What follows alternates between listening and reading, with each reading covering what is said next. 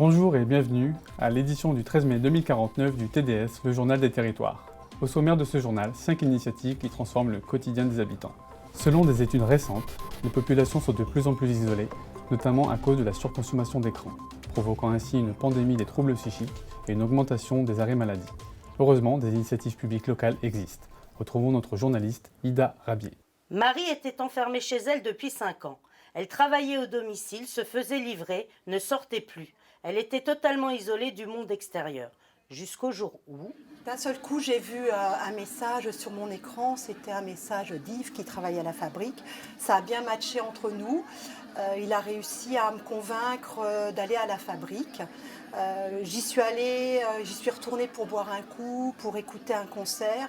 Et puis surtout, maintenant, je donne un peu de mon temps pour aider les accros aux écrans qui sont seuls. Pour répondre à ces nouvelles situations comme celle de Marie, les missions du CCS ont évolué tout en poursuivant l'accompagnement social et l'accès aux droits. La Fabrique des Possibles a créé de nouveaux métiers, comme Bénédicte en charge de la prospection.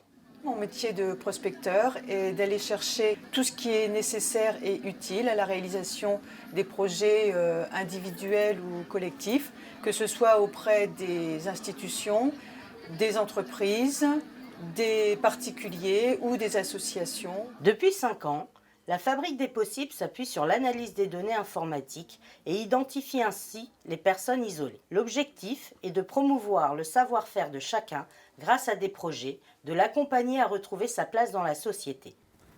On espère que ce genre d'initiative se reproduira aux 4 coins de la France. Je vous emmène aux Ulysse, une commune de l'Essonne qui, depuis quelques années, voit apparaître les bienveilleurs, ces habitants volontaires qui font circuler l'information. Je vous propose d'aller à leur rencontre. Pour moi, être bienveilleur, c'est avant tout apporter des solutions aux jeunes lorsqu'ils ont des problèmes. Encore récemment, j'étais avec un jeune de notre club qui était en rupture avec sa famille. Je lui ai donc donné de l'information et accompagné vers un agent du CCAS qui l'a aidé à retrouver un logement. Je suis boulangère et bienveilleur ici aux Ulysses. Donc je vends mon pain avec la monnaie locale qui est le Ulux. Le Ulux, c'est remis par le CCS aux ménages qui en ont le plus besoin. Et puis pour les autres habitants, ils peuvent acheter des Ulux dans des bornes qu'on trouve un peu partout dans la ville. Ça a permis de fidéliser ma clientèle. Ils viennent acheter le pain chez moi plutôt que dans les cybersurfaces. Et puis, dès qu'à un moment donné, je m'aperçois qu'un client plutôt fidèle ne vient plus, j'hésite pas à appeler le CCAS pour les alerter. Alors pour moi, en tant que gardienne d'immeuble depuis maintenant 15 ans, être bienveilleur, c'est faire attention, porter une vigilance particulière aux personnes isolées de cet immeuble. Quand j'ai un doute ou une inquiétude, je fais appel à mon interlocuteur Gabi au Centre communal d'action sociale qui me donne toutes les informations dont j'ai besoin et je peux relayer aussi toutes ces infos aux habitants de l'immeuble. Moi, je travaille au CCAS. Chaque semaine, je fais le tour des bienveilleurs. Je me présente, je bois un café avec eux, ce qui me permet de garder le fil, d'entendre ce qui se passe. Les bienveilleurs permettent de toucher tous les habitants, surtout les plus exclus, ceux qui ont besoin de nous. Eux n'ont pas forcément l'habitude de venir nous voir, ce qui nous permet de faire passer les bons messages, d'entendre les demandes. Je fais le lien, la mise en lien entre les dispositifs, entre les acteurs. En bref, je suis un colibri de la réussite sociale. Merci pour ces témoignages qui sont de beaux exemples de responsabilisation et d'engagement citoyen. Nous allons maintenant à Cassol, la ville qui ne laisse personne sur le bord de la route. Nous retrouvons Zeynep au Casbah. Alors ici, on est au Casbah de Cassol. C'est un lieu central qui se situe sur la place de la mairie. C'est un endroit où moi j'ai l'habitude d'aller, je vais y boire mon café à peu près tous les matins. Et puis il y a 2 ans, j'ai été licenciée de l'usine Casse-Bonbon. J'ai commencé à avoir des problématiques d'impayés de loyer et en buvant mon café, en discutant avec des clients, il y a un des clients qui m'a dit « Mais attends, je vais te présenter Yonis, il travaille au CCAS de Cassol, tu vas voir, il va pouvoir t'aider. » Et donc j'ai rencontré Yonis. Bonjour, donc moi je suis Yonis, je suis travailleur social au CCAS de Cassol et depuis 2 ans donc à la fois je viens donc au Casbah prendre mon café, rencontrer en fait les clients et c'est comme ça que j'ai rencontré Zeynep qui m'a exposé ses difficultés de loyer, ses impayés et ensemble nous avons essayé de trouver des solutions, ce qui lui a évité en fait une expulsion. Yonis m'a donc accompagné dans mes démarches et il m'a sorti de ma situation. Du coup, à mon tour, je me suis dit, mais qu'est-ce que je pourrais faire? Comment je pourrais venir en aide, moi aussi, aux habitants de Cassol? Et on m'a proposé une formation en virtuel et je me suis formée avec les agents du CCAS, les élus, les habitants de Cassol. Et aujourd'hui, je suis moi-même référente au bar Le Casse-Bar. Yonis, je t'offre une casse-bière? Allez, avec plaisir, on y va. On y va. Engagement citoyen, formation et accompagnement, la ville de Cassol a relevé le défi de devenir la ville où la considération citoyenne est une réalité. Nous avons le plaisir de recevoir Madame Leroux, qui est responsable du CCAS de Goussainville dans le Val d'Oise, qui va nous présenter une initiative qui a porté ses fruits dans la lutte contre l'isolement des personnes âgées. Bonjour Madame Leroux. Bonjour. Vous avez mis en place un dispositif de référent de proximité il y a un peu plus de 3 mois, dont les premiers résultats sont très satisfaisants. Est-ce que vous pouvez nous en dire plus et nous expliquer en quoi ça consiste? Il s'agit d'un projet qui a été mis en place suite au bug massif qui a eu lieu en 2040.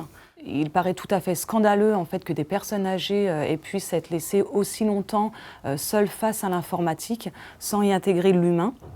Nous pensons sincèrement que la proximité est très importante.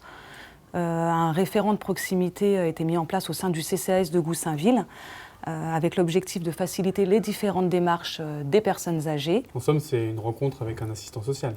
Pas du tout. On va bien plus loin que ça. L'idée, c'est pas de faire une redite de ce qui existait, mais de s'occuper de la situation de la personne âgée, en tout cas de s'approcher de sa vie quotidienne, ce de manière globale. Lui donner des astuces pour faciliter et embellir son quotidien. Quelles sont les prochaines étapes de ce projet? Pour 2051, l'objectif est que tous les CCAS puissent proposer donc, à la population âgée des équipes qui sont composées de référents de proximité. Très bien. Merci Madame Leroux. Merci de m'avoir reçu. Santé maintenant. Nous nous rendons à Harmonie pour découvrir le nouvel accompagnement des personnes âgées avec Jean-Marc, notre correspondant qui est à l'hôpital Agnès Buzyn. Bonjour Jean-Marc. Bonjour Olivier, effectivement je suis à l'hôpital Agnès Buzyn. La sortie d'hospitalisation est souvent un moment compliqué, stressant pour les personnes âgées. Dans cet hôpital, avec la tournée santé sociale mise en place par le CCS, ça permet de proposer des sorties sereines. Madame Nedelec, vous sortez demain. Comment vous sentez-vous? Comment vous préparez-vous? Je me sens très bien, je suis rassurée car grâce à ma tablette, j'ai pu tenir au courant de mon état et même donner ma date de sortie. Concrètement, que s'est-il passé? Bien avant mon hospitalisation, un agent du CCAS et un médiateur santé sont venus me voir et m'ont présenté l'offre de soins existante. C'est là que j'ai eu ma tablette. Oh, ils sont drôles avec leur triporteur, on les voit arriver de loin. Quelle est la suite maintenant? Je vais pouvoir rentrer chez moi et bénéficier d'une aide à domicile et d'une infirmière. Et même de repas livrés par drone. Je vais être aux petits oignons. Merci Madame Nedelec. Reposez-vous bien. Comme vous le constatez, avec la tournée santé sociale, la combinaison technologie et présence humaine est la clé d'un bon accès à la santé. Merci Jean-Marc. Voici une ville qui prend soin de ses aînés. Voilà donc la fin de cette édition et la conclusion de l'atelier Les CCAS en 2050 organisé par l'UNCAS. Merci à tous les participants, merci à toute l'équipe et retour en 2019 et à très bientôt.